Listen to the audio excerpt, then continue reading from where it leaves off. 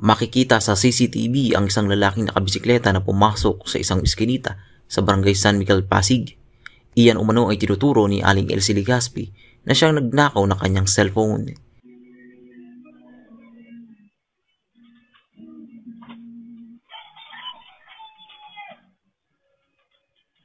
Nangyari ang insidente nitong Sabado, August 2.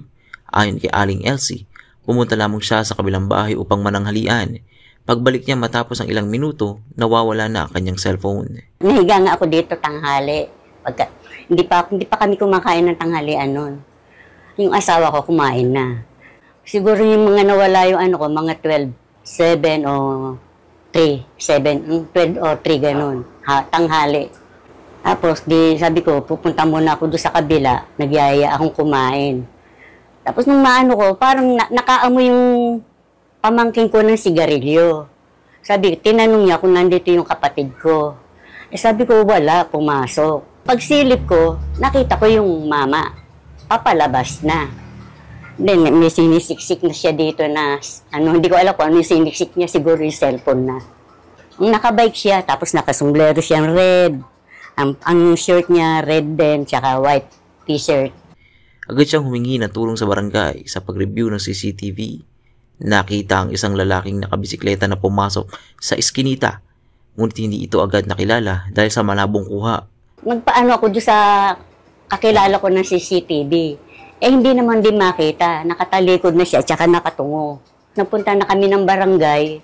Pinaano namin sa CCTV kung saan sumusok-sok yung lalaki. Then galing siya muna ng Ilaya bago dito. Nakita namin, bumibili siya ng sigarilyo.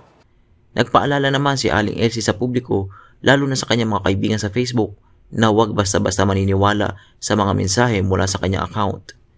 Ginagamit umano ito ng suspect para manghingi o mangutang ng pera. Nangyari din yun, Saturday din ng gabi, nag-chat na siya na humuutang ng pera. 3 yung inaanuhan niya ng inutangin ng pera. Kasister ko sa senior, tsaka yung pinsan ko, tsaka yung may tindahan sa labas. Kaya sabi ko, huwag ka magpapautang ka ako, hindi ako yun. Ang sabi pa niya, sige, tayo sa barangay. Ngayon yung post namin, binura niya. Tapos nag-post ulit kami. Pagka pinaparing nung manugang kong yung apo ko, nagre-ring pa rin siya. Hanggang ngayon. Tapos pinapatay. Sinundan ng mga nantanod ang ruta ng suspect.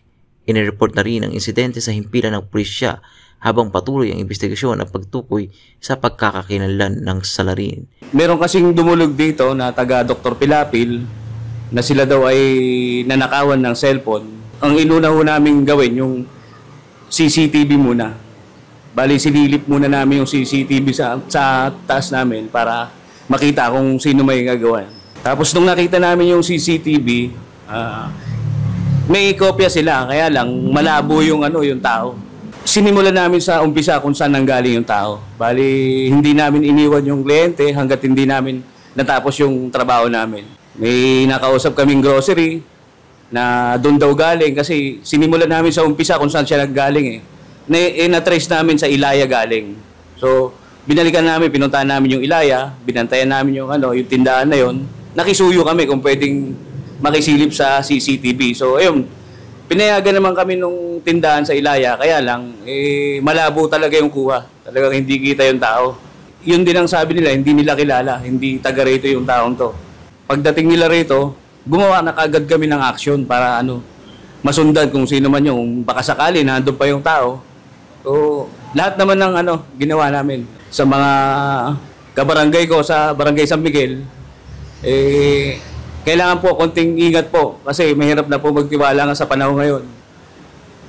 Sa hirap po ng buhay ngayon, kahit ginagawa ng tao para kumita lang.